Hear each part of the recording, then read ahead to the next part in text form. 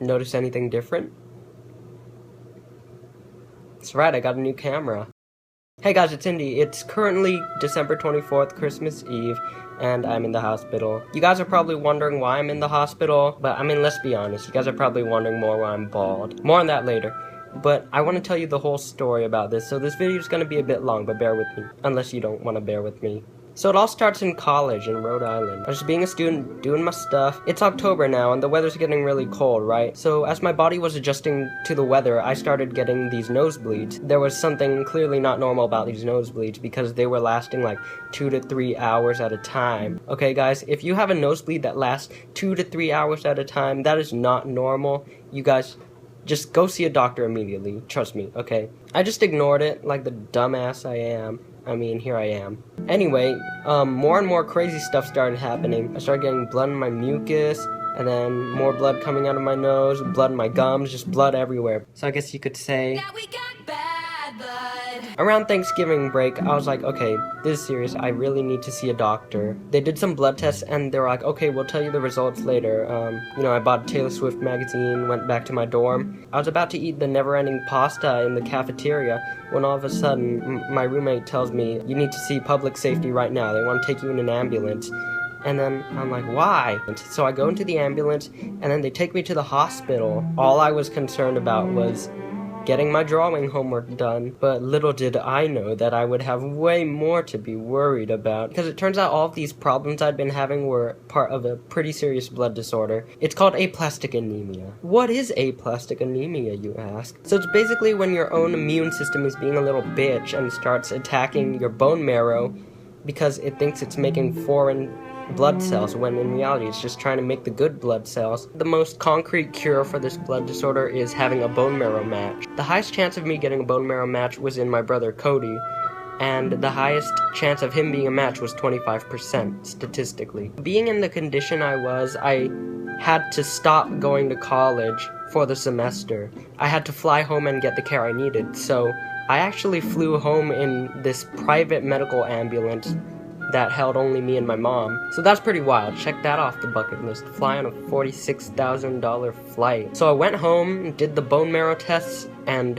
pretty much prayed that we got a bone marrow match, and it turns out we did. But in the end I realized I wasn't really surprised because, I mean, me and my brother, if you know us, we're like frickin' Anna and Elsa. We're like this, salt and pepper. And that's some pretty like miraculous frozen Christmas miracle, Christmas Carol stuff going on. And that's what brings us here now. I'm in the hospital because I need to prepare for this transplant. To prepare for that transplant, I need to get some chemo, which starts tomorrow, which is why I shaved my head, because I didn't want to bother with losing it in clumps. And that is the story of how I became bald. Here's a 30-second mini vlog of how I got my head shaved. Hey guys, so today I'm gonna get all my hair cut off in preparation for chemotherapy.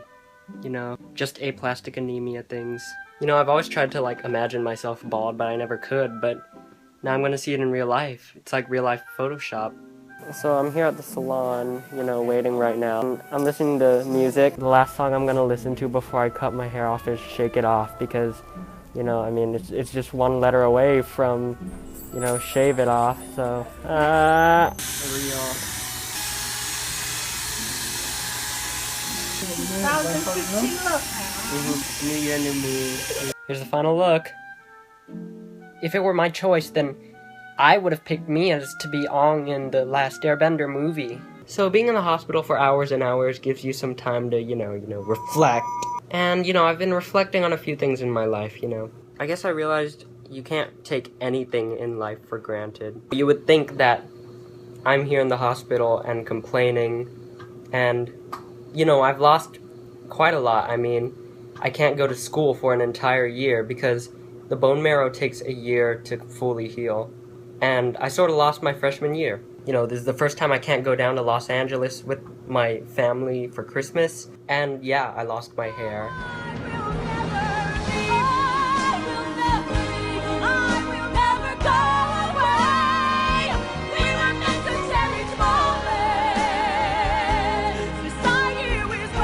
But really, it's made me more grateful and more aware of, like, everything I've had than I've ever been. I have amazing family who are just sending their love and support through letters and emails and amazing gifts. My mom and dad, who visit like pretty much every day and ask the doctor so many questions and make so many phone calls and just deal with all the logistic stuff about this that I don't want to deal with. Amazing nurses who are saving my life right now. My brother, who's literally gonna get his ass poked like 4 times to donate bone marrow to me and save my life.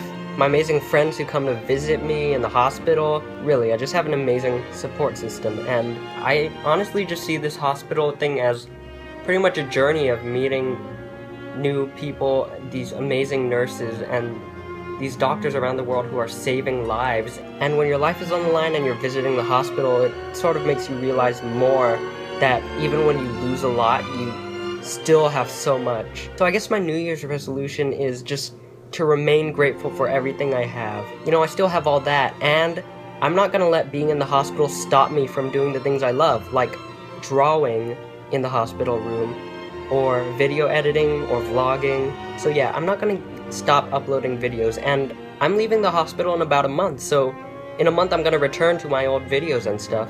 I just want to make sure I say everything I want to say, because if something's gonna stop you from doing the things you love, whether it's a sickness or a bully or something, if they're gonna stop you from doing what you love, then I mean, what do you have? If I can do what I love and I have love, I'm pretty sure I can do anything, even without hair. When I post this, it's gonna be Wednesday, so that means New Year's is tomorrow. So, Happy New Year, guys. Here's to a great 2015. Alright, see ya.